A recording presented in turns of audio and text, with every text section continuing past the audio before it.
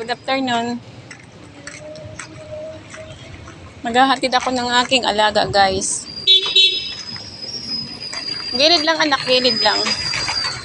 And guys, hahatid ko po siya sa school.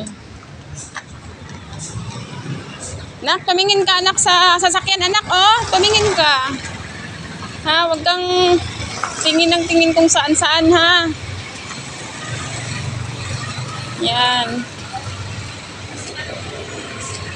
Ganito talaga ang buhay ng nanay.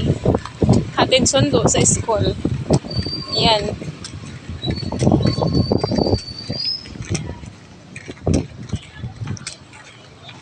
Medyo may kalayuan po ang aking nilalakad, guys.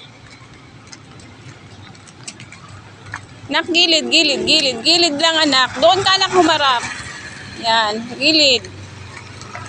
Gilid, ha? Kapag may sasakyan, anak, pwede kang huminto sa gilid. Yan, medyo matraffic na po. Malapit na kami.